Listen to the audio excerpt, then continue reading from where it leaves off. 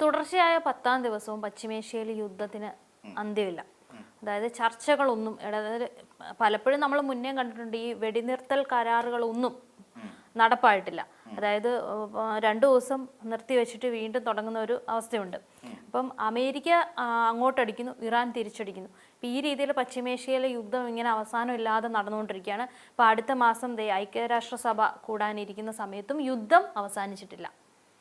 ഇതില് നമ്മൾ മനസ്സിലാക്കേണ്ടത് ഇപ്പൊ ആ യുദ്ധത്തില് ഇറാൻ എന്ന് പറയുന്ന ഒരു രാഷ്ട്രം അത് ശക്തമായി ഒരു വല്ലാത്ത അവസ്ഥയിലേക്ക് പോയി. എന്ന് വെച്ചാൽ അവസ്ഥയിലേക്ക് പോയി എന്ന് പറഞ്ഞാൽ ഇനിയും ഈ ഏറെക്കാലം ഒന്നും സഹിക്കേണ്ട ആവശ്യമൊന്നുമില്ല. മറ്റൊരു രാജ്യത്തിന്റെ ഈ സമ്പൂർണമായ ഒരു ആധിപത്യത്തിന്റെ കീഴിലൊന്നും ഒരു രാജ്യം കിടന്ന് നരകിക്കേണ്ട ആവശ്യമൊന്നുമില്ല. ഇപ്പം ഇറാന്റെ നമ്മൾ നോക്കിയിരുന്ന പെസഷ്കിയൻ പറഞ്ഞിരിക്കുന്നത് എന്താണ്, അവരുടെ പ്രസിഡന്റ്, അപ്പം ഞങ്ങൾ പൂർണ്ണ തോതിലുള്ള ഒരു അക്രമം അഴിച്ചുവിടാൻ പോവുകയാണ്. അത് ഫുൾ ഫ്ലഡ്ജ്ഡ് ഫൈറ്റ് അവർ ആരംഭിക്കാൻ പോകും.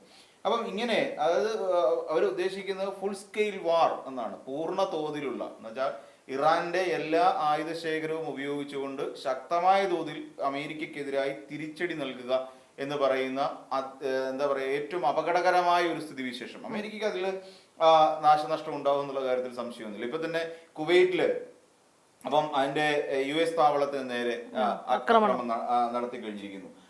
അരിഫ് ജാൻ എന്ന് പറയുന്ന ഒരു സൈനിക താവളത്തിന്റെ അടുത്താണ് അവര് ഈ പറയുന്ന ഇറാന്റെ ഒരു പ്രത്യാക്രമണം ഉണ്ടായിരിക്കുന്നത്.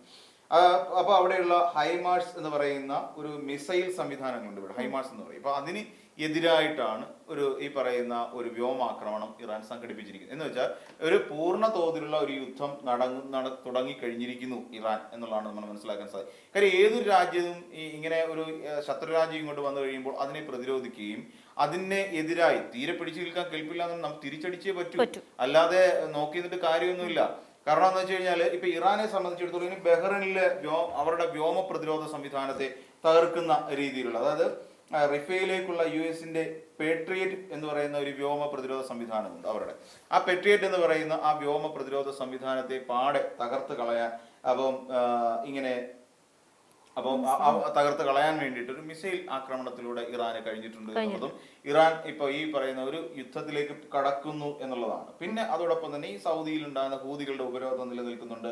അതോടൊപ്പം പിന്നെ ഈ പറയുന്ന സൗദി അറേബ്യക്കെതിരെ ഒരു നാവിക ഉപരോധവും പ്രഖ്യാപിച്ചു. അപ്പൊ ചെങ്കടൽ വഴിയുള്ള കപ്പലുകൾ തിരികെ വിട്ടോളൂ എന്ന് പറയുന്ന ഒരു നിർദ്ദേശം ഹൂതികൾ നൽകിയിട്ടുണ്ട്. അപ്പം മൊത്തത്തിൽ നമ്മൾ നോക്കിക്കഴിഞ്ഞാൽ പിന്നീട് നമുക്കെല്ലാം എപ്പോഴും അറിയാവുന്ന പോലെ ഒരു ഹോർമുസ് കടലെടുക്കുമായി ബന്ധപ്പെട്ടുകൊണ്ട്, അപ്പൊ ആ ഹോർമുസ് കടലെടുക്കുമായി ബന്ധപ്പെട്ടുകൊണ്ട് നോക്കുമ്പോൾ ഒരു വാണിജ്യ കപ്പലിന് നേരെ ഈ പറയുന്ന ട്രാൻസിറ്റിന് വേണ്ടിയിട്ട് അതിനെതിരെ ഒരു അജ്ഞാത ഗ്രൂപ്പ് അതിനെതിരെ ഒരു ആക്രമണം ഉണ്ടായി. അതിനെക്കുറിച്ചൊക്കെ റിപ്പോർട്ട് വന്നിട്ടുണ്ട്. അപ്പം എന്നാൽ ഇവിടെ നമ്മൾ നോക്കേണ്ട ഈ പെന്റഗൺ പോലും US പരിമിതികളെ കുറിച്ച് അവർ പറയുന്നു, പെന്റഗൺ.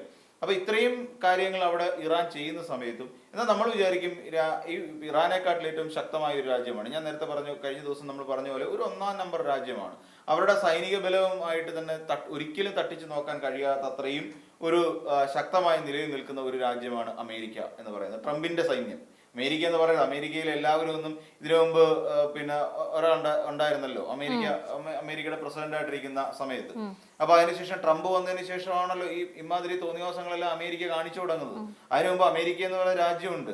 അപ്പൊ അമേരിക്ക പിന്നീട് ഇങ്ങോട്ട് അല്ലെങ്കിൽ യുണൈറ്റഡ് സ്റ്റേറ്റ് ഓഫ് അമേരിക്ക, അപ്പൊ അത് അന്നുകൊണ്ട് ഇന്ന് ഈ ട്രംപിനെ പോലെ ഒരു വിവരദോഷി വന്നതിന് ശേഷമാണ് സത്യം പറഞ്ഞാല് അമേരിക്കയെ ഇങ്ങനെ ആകുന്നത്. ലോക രാഷ്ട്രങ്ങളുടെ മുമ്പിൽ അമേരിക്ക ഇത്രത്തോളം നാണം കെട്ട് പോകുന്നത്.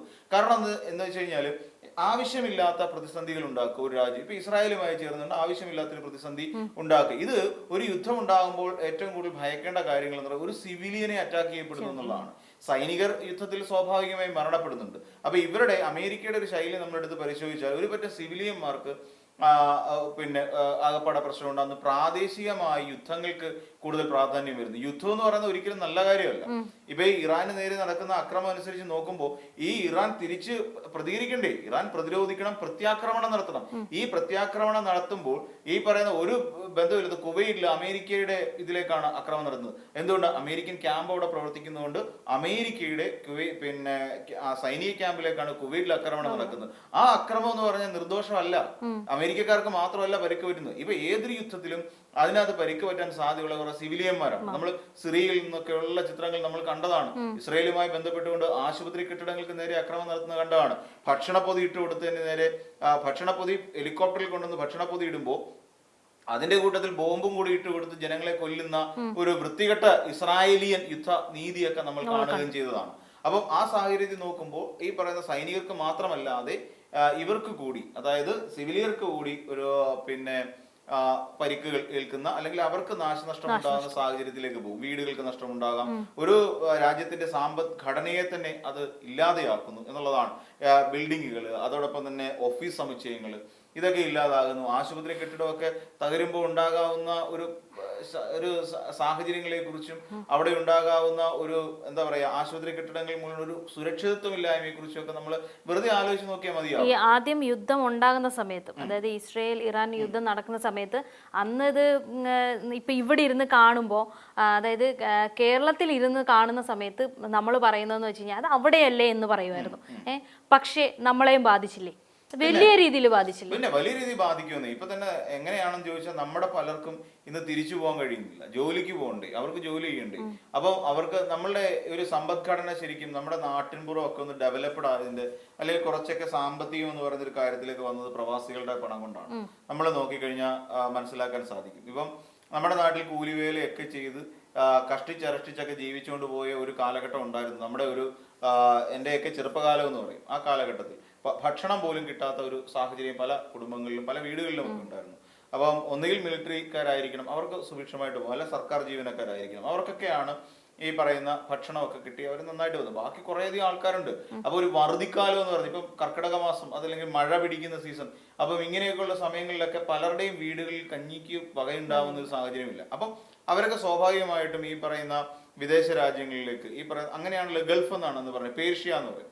അപ്പൊ വിദേശ രാജ്യങ്ങളിലേക്ക് ഒരു മൈഗ്രേഷൻ ഉണ്ടാകും. അപ്പൊ അങ്ങനെ വന്നു കഴിഞ്ഞപ്പോൾ അവിടെ പോയി ജോലി ചെയ്യുകയും അതിന് ജോലിക്ക് കൃത്യമായി പണം ലഭിക്കുകയും ഒക്കെ ചെയ്തു വന്ന സാഹചര്യം. അപ്പൊ എല്ലാ കാലത്തും അവർക്ക് ജോലി ലഭിക്കുന്ന സാഹചര്യം വന്നു.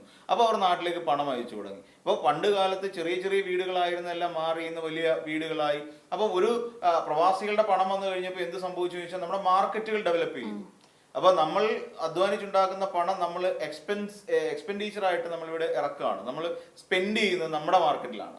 ഇപ്പൊ അവിടുന്ന് കുറെ അധികം പൈസ ഇപ്പം ഭാര്യയ്ക്ക് അയച്ചു കൊടുക്കുന്നു, അല്ലെങ്കിൽ അമ്മയ്ക്ക് അയച്ചു കൊടുക്കുന്നു, അച്ഛൻ അയച്ചു കൊടുക്കുന്നു. ഇവർക്ക് അവരുടെ വീട്ടിലേക്കുള്ള സാധനം മേടിക്കുന്ന ഇന്ത്യൻ മാർക്കറ്റിലാണ്, അല്ലെങ്കിൽ നമ്മുടെ കേരളത്തിലെ മാർക്കറ്റിലാണ്. അപ്പൊ ഈ മാർക്കറ്റിലേക്ക് ഈ പണം പമ്പ് ചെയ്യാൻ സാധിച്ചു എന്നുള്ളതാണ് നമ്മൾ നോക്കിക്കഴിഞ്ഞാൽ കാണാൻ സാധിക്കും. ഇപ്പൊ നമ്മൾ സിംപ്ലി പറഞ്ഞ വരവേൽപ്പ് എന്ന് പറയുന്ന സിനിമ എടുക്കും. ആ വരവേൽപ്പ് എന്ന് പറയുന്ന സിനിമയിൽ വിദേശത്ത് നിന്ന് പണം ഉണ്ടാക്കി ഒരാൾ നാട്ടിൽ വന്നിട്ട് ഒരു ബസ് വാങ്ങുന്നു. അതിനുശേഷം അദ്ദേഹത്തിന് നേരിടേണ്ടി വരുന്ന തിക്താനുഭവങ്ങളൊക്കെ കളഞ്ഞേക്കാം. അതിനെയൊക്കെ നമുക്ക് മാറ്റി നിർത്തിക്കൊണ്ട് നമുക്ക് പറയുകയാണെങ്കിൽ ആ ബസ് വാങ്ങുന്നതുകൊണ്ട് ഗുണം ആർക്കൊക്കെ ഉണ്ടായി? നമ്മുടെ പൊതുസമൂഹത്തിന് മൊത്തത്തിൽ ഗുണം ഉണ്ടാകുന്നു.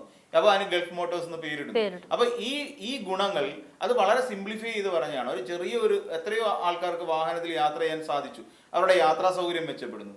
അതോടൊപ്പം തന്നെ അവർക്ക് അതിൽ 1-2 പേർക്ക് തൊഴിൽ കൊടുക്കാൻ സാധിക്കുന്നു. ഇതൊക്കെ ഒരു ബസ് കൊണ്ടുണ്ടായ മാറ്റമാണ്. അതായത് ഗൾഫിൽ നിന്ന് കാശുണ്ടാക്കി കൊണ്ടുവന്നതിന്റെ ചെറിയ ഒരു മിനിയേച്ചർ എന്നൊക്കെ പറയാൻ പറ്റുന്ന ഒരു അവസ്ഥയാണ് ആ ശരിക്കും വരവേൽപ്പ് എന്ന് പറയുന്ന ഒറ്റ ഇൻസിഡന്റിൽ നമ്മൾ കാണും. അതുപോലെ എന്തെല്ലാം നമ്മുടെ കേരളത്തിൽ സംഭവിക്കുന്നുണ്ട്. ആ പണം ഇവിടെയൊക്കെ പമ്പ് ചെയ്യാൻ സാധിക്കുന്നുണ്ട്. അപ്പൊ ഗൾഫ് യുദ്ധം കാണുമ്പോൾ നമ്മൾ ഇതിനെ ഓർത്തിട്ട് അത് അവിടെയല്ലേ എന്ന് പറഞ്ഞിട്ട് കാര്യമില്ല. ഇത് നമ്മുടെ മാർക്കറ്റിനെ വരെ ബാധിക്കുന്ന സാഹചര്യമാണ്. ഒരു ശരാശരി അത്യാവശ്യം കുഴപ്പമില്ലാതെ പോകുന്ന ഒരു ഗൾഫുകാരൻ ഒരു പ്രതിമാസം നമ്മുടെ സംസ്ഥാനത്തിനകത്ത് 25,000 രൂപ ചെലവാക്കുന്നു എന്ന് വിചാരിക്കുക. 25,000 ഈ ശമ്പളം ഇല്ലാതെ വരുമ്പോൾ ഉണ്ടാകുന്ന എന്താണ്? ഈ 25,000 രൂപ മിനിമം ആ 25,000 രൂപയുടെ പമ്പ് ചെയ്യാൻ പറ്റില്ല. നമ്മുടെ ഓപ്പൺ മാർക്കറ്റിൽ നിന്ന് മാറി നിൽക്കുന്ന ഒരു അവസ്ഥ ഉണ്ടാവും അല്ലെ? അങ്ങനെ ഒരു 10 പേരാകുമ്പോ എത്രയായി? 2.5 ലക്ഷം രൂപയായി. 100 പേരാകുമ്പോ 25 ലക്ഷം രൂപയായി. അപ്പം 1000 പേരാകുമ്പോ 2 കോടിയിലധികം രൂപ നമ്മുടെ ഇന്ത്യൻ മാർക്കറ്റിൽ അല്ലെങ്കിൽ നമ്മുടെ കേരളത്തിലെ മാർക്കറ്റിൽ പമ്പ് ചെയ്യേണ്ട പണം ഇല്ലാതെയാവുന്നു. അപ്പം അത് അവിടെയല്ലേ? അതുകൊണ്ട് നമ്മളെ എങ്ങനെ ബാധിക്കുന്നു ചോദിച്ചാൽ അത് ബാധിക്കുന്നേ. പോട്ടെ, എണ്ണ ഏറ്റവും സിമ്പിൾ. ഈ എണ്ണ എങ്ങനെ ഇവിടേക്ക് എത്തുന്നു? ഈ പറയുന്ന അവിടെ നിന്ന് വരുന്ന എണ്ണയാണ്. അപ്പൊ അത് നമ്മളെ ബാധിക്കില്ലേ? ഈ ഹോർമോസ് കടലിടുക്കിൽ ഇത് ഈ പ്രതിസന്ധി വരുമ്പോൾ നമ്മളെ ഏറ്റവും കൂടുതൽ ബാധിക്കാൻ പോകുന്ന കാര്യം എണ്ണയുടെ കാര്യത്തിൽ നമ്മളെ മാത്രമല്ല, ഇന്ത്യ മാത്രമല്ല, ചൈന തുടങ്ങി റഷ്യ തുടങ്ങിയ രാജ്യങ്ങളെയൊക്കെ ഇത് ഈ പ്രതിസന്ധി ബാധിക്കും. ഇതൊക്കെ നമ്മൾ പറഞ്ഞിട്ട് സിംപ്ലിഫൈ ചെയ്യരുത്. നമ്മൾ ഇത്തരം വിഷയങ്ങളെ സിംപ്ലിഫൈ ചെയ്യുന്ന പ്രശ്നമാണ്. ഇപ്പൊ നമ്മൾ നോക്കിക്കോളൂ. ഇപ്പൊ ഈ ഇറാൻ യുദ്ധം കൊണ്ട് തുടങ്ങും. ഇപ്പൊ അമേരിക്ക ഒരു പ്രതിസന്ധിയിലേക്ക് പോകും. നമ്മൾ പറയില്ല അമേരിക്ക എല്ലാം കൊണ്ടും ഇങ്ങനെ നിൽക്കുന്ന ഒരു രാജ്യമാണ്, അതിനെ വെട്ടിവീഴ്ത്താൻ കഴിയുന്ന ഒന്നല്ല എന്ന് പറയുന്നില്ലേ? പക്ഷെ അമേരിക്കക്ക് പ്രശ്നം ഉണ്ടെന്നേ. അമേരിക്ക ഒരു വലിയ പ്രതിസന്ധിയിലേക്ക് പോകുന്നു ഈ പറയുന്ന എന്താ പറയാ പെന്റഗൺ വരെ പറഞ്ഞു തുടങ്ങി. എന്താണ് അപ്പം മിസൈലിന്റെ ദൗർലഭ്യമുണ്ട് അമേരിക്കക്ക്. ഇത് നമ്മൾ ആരും അറിയുന്ന കാര്യമല്ല. ഇങ്ങനെ ഒരു ദൗർലഭ്യം അമേരിക്കക്ക് വരുമോ? ഉണ്ട്. അത് പെന്റഗണാണ് പറയുന്നത്. അപ്പം എങ്ങനെ വരും? ഈ പറയുന്ന ഒരു ഇപ്പൊ പിന്നെ ഇവര് പറഞ്ഞ ഫുൾ സ്കെയിൽ വാർ എന്ന് പറയുന്ന ഒരു സാധനം ഉണ്ടല്ലോ, അതായത് ഇറാൻ അങ്ങോട്ട് വെച്ചിരിക്കുന്നത് പൂർണ്ണ തോതിലുള്ള യുദ്ധം. അപ്പൊ അങ്ങനെ അവസാനിക്കാത്ത തരത്തിൽ ഇറാൻ ഒരു യുദ്ധം അങ്ങോട്ട് പ്രഖ്യാപിച്ചു കഴിഞ്ഞാൽ ആ യുദ്ധത്തിൽ പ്രതിരോധിക്കാൻ വേണ്ട മിസൈൽ ശേഖരം ഇപ്പോൾ അമേരിക്കയ്ക്ക് ഇല്ല എന്ന് പെന്റഗൺ വരെ വ്യക്തമാക്കുന്ന ഒരു അവസ്ഥയിലേക്ക് പോയി കഴിഞ്ഞു. ഇനി അമേരിക്ക എന്ന് പറയുന്ന ഒരു രാജ്യത്തെ സംബന്ധിച്ചിടത്തോളം ഈ പറയുന്ന എല്ലാ രാജ്യങ്ങളും എന്നാ നമ്മൾ വിചാരിക്കും അമേരിക്ക അല്ലേ എല്ലാ രാജ്യങ്ങളും അല്ല. UN പോലും പറഞ്ഞിട്ടുണ്ട് അമേരിക്ക കാണിച്ചുകൊണ്ടിരിക്കുന്നത് തെറ്റായ സമീപനമാണ്. അതിന് ചില കാരണങ്ങൾ പറയുന്നുണ്ടെന്നേ. അപ്പം എന്താ പറയാ, ഈ പറയുന്ന അന്താരാഷ്ട്ര നിയമങ്ങളുടെ ഒരു ലംഘനമാണ് ശരിക്കും അമേരിക്ക നടത്തിക്കൊണ്ടിരിക്കുന്നത്. അമേരിക്ക എന്നല്ല, ഞാൻ ഇപ്പോഴും ട്രംപ് നടത്തിക്കൊണ്ടിരിക്കുന്നത്. ട്രംപിനെ മാത്രമേ കുറ്റം പറയൂ. കാരണം അമേരിക്കക്കകത്ത് നിന്നും ഇവർക്കെതിരായി ശക്തമായ ഒരു വികാരമുണ്ട് ഈ ട്രംപിനെതിരായി. അപ്പം എന്താണെന്ന് ചോദിച്ചു കഴിഞ്ഞാൽ ഈ പറയുന്ന ഒരു ഡെമോക്രാറ്റുകളുണ്ട് അമേരിക്കയിൽ. ഈ ഡെമോക്രാറ്റുകൾ വരെ ഈ ട്രംപിന്റെ ഇത്തരം നിലപാടുകൾക്ക് എതിരെ ശക്തമായി പ്രതിഷേധം പല പ്രദേശങ്ങളിലും ട്രംപിനെതിരെ പ്രതിഷേധങ്ങളും സമരങ്ങളും ഒക്കെ നടക്കുന്നുണ്ട്. അപ്പം ഈ ട്രംപിന്റെ ഇമാതിരി തോന്നിവാസം കാരണമാണ് അവർക്കും പ്രതിഷേധിക്കേണ്ടി വരുന്നത്. അപ്പം ഒന്നാമത് ചെയ്യുന്നത് വെച്ചാൽ ഈ പറയുന്ന അന്താരാഷ്ട്ര നിയമങ്ങളുടെ പച്ചയ്ക്കുള്ള ലംഘനം ഇവിടെ നടക്കുന്നു. അതോടൊപ്പം ഈ പറയുന്ന ഞാൻ നേരത്തെ സൂചിപ്പിച്ച പോലെ ജനവാസ മേഖലകളിലേക്ക് അക്രമം നടക്കുമ്പോൾ ഉണ്ടാകാവുന്ന അവരുടെ നാശനഷ്ടങ്ങൾ ഇതെല്ലാം പരിഗണിച്ചുകൊണ്ട് UN തന്നെ അമേരിക്കയ്ക്ക് വാൺ ചെയ്ത് കഴിഞ്ഞിരിക്കുന്ന ഒരു സാഹചര്യമുണ്ട് ട്രംപിനെ. അപ്പം ഈ രീതിയിലൊക്കെയാണ് കാര്യം പോകുന്നത്. പിന്നെ നമ്മൾ നോക്കിക്കഴിഞ്ഞാൽ റഷ്യക്ക് ഇക്കാര്യത്തിൽ എതിർപ്പുണ്ട്. പിന്നെ പശ്ചിമേഷ്യൻ രാജ്യങ്ങളുമായി നീണ്ടു നിൽക്കുന്ന ഇതുമായി ബന്ധപ്പെട്ടുകൊണ്ട് അവർക്ക് റഷ്യക്ക് എതിർപ്പുണ്ട്, ചൈനയ്ക്ക് എതിർപ്പുണ്ട്. കാര്യം ഇതെല്ലാം ഉണ്ടാക്കാൻ പോകുന്ന ഒരു വലിയ വ്യാപകമായ നാശനഷ്ടമാണ്. പശ്ചിമേഷ്യ എന്ന് പറഞ്ഞാൽ ഇന്ന് നമ്മൾ ആലോചിക്കുക, ഇന്ന് ഗൾഫ് നാടുകൾ പശ്ചിമേഷ്യ, നമ്മൾ മിഡിൽ ഈസ്റ്റ് എന്നൊക്കെ നമ്മൾ നേരത്തെ പറയാറുണ്ടല്ലോ. അപ്പം ഈ ഒരു വാക്കുകൾ ഇന്ന് നമ്മുടെ നാട്ടിലിരുന്നുകൊണ്ട് ഒരാൾ കേൾക്കുമ്പോൾ അയാളുടെ ഉള്ളിൽ അത്തരം രാജ്യങ്ങളോടുണ്ടാകുന്ന ഒരു ഭീതി ആലോചിച്ച് നോക്കും. എത്രത്തോളം വേദനയോട് കൂടിയോ അല്ലെങ്കിൽ എത്രത്തോളം ഭയപ്പാടോട് കൂടിയാണ് അവരതിനെ കാണുന്നത് നമ്മൾ വളരെ സിമ്പിളായിട്ട് ആലോചിച്ച് നോക്കിക്കോളൂ. ജോലി ഉണ്ടാവോ, ജീവൻ ഉണ്ടാകുമോ എന്നുള്ളതാണ് അവർ ചിന്തിക്കുന്നത്. അപ്പൊ ഇത്രയും ഒരു ലോകരാജ്യങ്ങളിലെ മുഴുവൻ മുൾമുനയിൽ നിർത്തിക്കൊണ്ട് ഭീതിയിലാഴ്ത്തിക്കൊണ്ട് ട്രംപ് നടത്തിക്കൊണ്ടിരിക്കുന്ന ഇത്തരം പരിശ്രമങ്ങൾ തടയപ്പെടേണ്ടത് തന്നെയാണ്. അതിനകത്ത് UN കൃത്യമായി ഇടപെടുകയും ട്രംപിനെ പറഞ്ഞു നിർത്തുകയും വേണം. അല്ലെങ്കിൽ ട്രംപിനെതിരായി ഒരു സിവിലിയൻ വാർ തന്നെ പൊട്ടിപ്പുറപ്പെടുന്ന ഒരു അവസ്ഥയിലേക്ക് പോകും. അല്ലെങ്കിൽ അമേരിക്കയിലെ ഈ പറയുന്നത് ഇനി അമേരിക്ക ട്രംപ് ചിന്തിച്ചിരിക്കുന്നത് തന്റെ സൈനികരെല്ലാം മരിച്ചു വീണാലും എന്റെ ഈ പണി ഞാൻ ഇങ്ങനെ തുടങ്ങി നടത്തിക്കൊണ്ടേ ഇരിക്കുക എന്നാണെങ്കിൽ ഈ പറഞ്ഞ റഷ്യയും ചൈനയും അടക്കമുള്ള പിന്നെ അതോടൊപ്പം തന്നെ ഹൂതികൾ അവർക്കൊപ്പം നിൽപ്പുണ്ട്.